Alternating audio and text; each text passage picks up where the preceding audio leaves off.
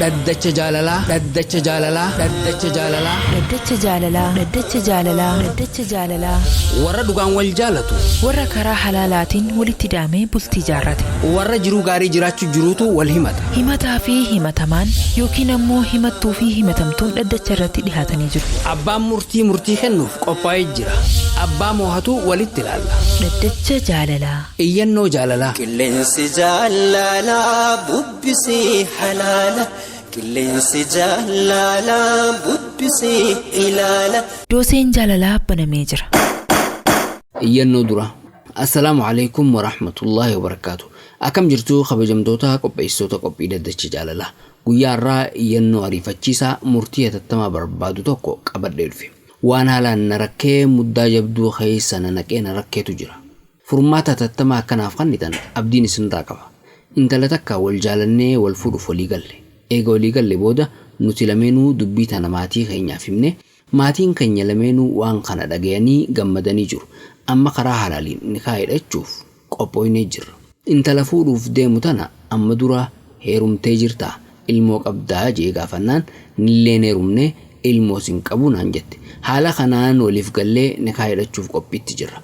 Dhiyeenya kana ammoo dubbii nama rifachiisu takka namarraa dhage.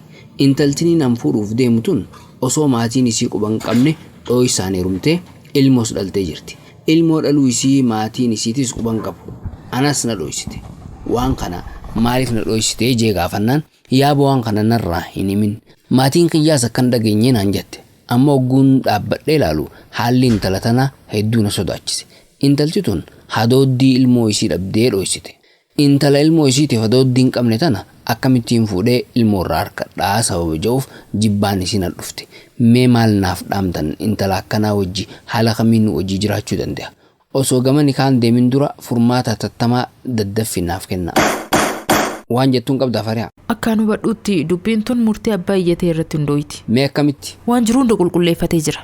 Isiin amma dura hin heerumnee ilmoo sin qabu jetteen. Garuu dubbiin isii soba. Dubbii sobaa himteef. Kanaafuu isumaatu murteeffachuu qabeetta. Waan naaf mul'attutu tana. Garuu murtii abbaa murtii walumaan dhageenya. Tokkoffaa waan jennu kun heeruman jedhama. Kuni karaa gomnaa karaa zinaadhaa jedhama malee karaa warri quban qabne ka halaal itti wal gadhatu dhiiraa fi dubartiin takka hin jiru. Karaan maatiin isii ittiin quban qabne ka isiin dhiira tokkoon ittiin halaal wal godhatu hin jiru.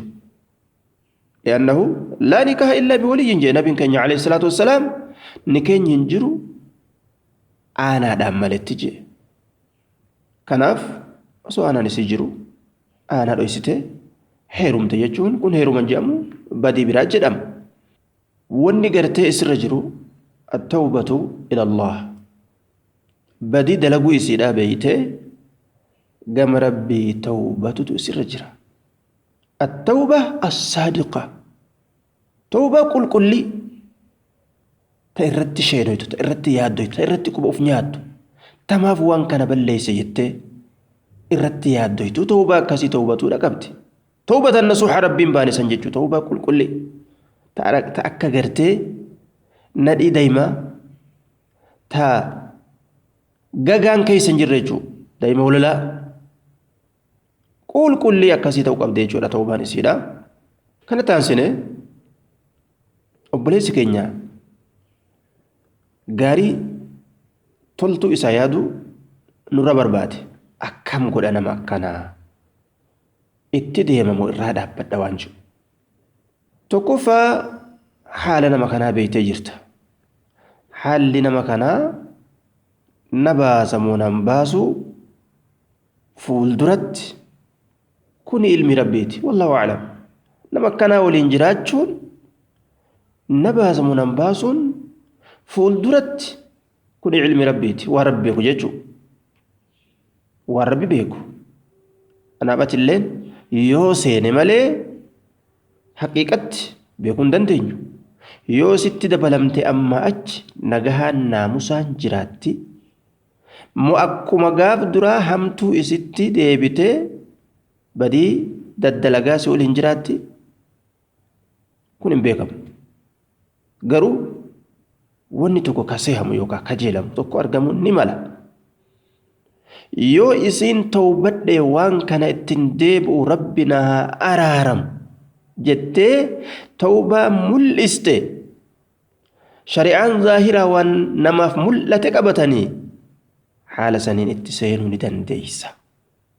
Yoo isiin tawbaa kana hin mul'isin waan gaaf duraa san nurraa dhiise akkanumatti nutti hin kakaasinii qofa taate ka tawbaa isii hin mul'isin dalagaa isii sanirraa qulqullaa'uu kan ibsi yoo taate dhoysuma malee rakkinaa jira jechuu gaafsan. Rabbiin keenya waan jiru wakuunuu ma'a saadiqiina jedha warra dhugaa dubbate waliin jiraadhaadha. Kijibni miidhaa fida jechuudha. Nama itti kijiban sanirrattis miidhaa fida. Ka kijibe kanarratti illee miidhaa fida. Ka kijibe rabbii wallole. Ka itti kijibanii karaa dabsanis karoora gartee itti qaceeluu barbaachisurraa dabe kunis miidhama guddaa keessa seenutu mala. Ammallee kijibni kun min sifaatil munaafiqiin ka heerumte anin heerumne jette ka ilmoo deeyse anin deenye jette sifa munaafiqtootaatirraaji. Namni islaamaa sifa munaafiqaatirraa qulqullaa'uu qaba. Wa idhaa haddasa kazaba munaafiqni yeroo waa haasa'u ni kijibu. Sifa munaafiqaati akkas ta'uun qabu namni islaamaa. Yoo intalli tun badii ufii kana irratti seenoytee nan himin siin jette jalaa himuun qabdu atis.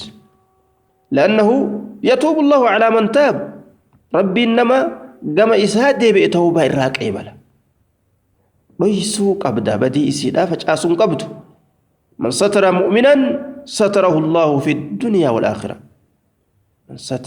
من ستر نمني ليسك داوي كستر كا وانما إسلامات الرافقة كإني اتجنكم كإني اتقانفتو dirretti baasuu dhabee mul'isuu dhabee dhoyseef rabbiin duniyaa akhiraa keeysatti isa sattara jedhe isa dhoysa dilii isaa isarraa dhoysa macasiyaa isaatiin isan qaanyeessu jechuu nama akkasii. Kanaaf na dhoysi na dawi yoo isiin jette dhoysuun dirqama keeti. Namatti himuu hin qabdu.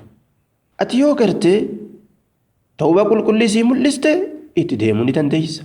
Yoo san hin mul'isin irraa dhaabbatutu siif barbaachisa. li'annahu uxurrima dhaalika cala almu'miniin rabbiin akkana jedhe intala gumna dalaytu fuudhuun gurbaa gumna dalagutti heerumsiisuun warra zinaa walitti dalagu jechuudha. Gurbaa zinaa dalagu itti heerumsiisuun dhowwa intala zinaa dalaydullee fuudhuun dhowwa. Bal san dhiisi warra harkaan nama qaqqabaa ooluu jechuudha. Inna imra'atii laa taruddu yada laamisin. Namni tokko waan jedhe nabii keenyaan alayhi salaatu wassalaam jaartiin tiyya harka nama isii tuqee ofirraan deebistuu jedhe.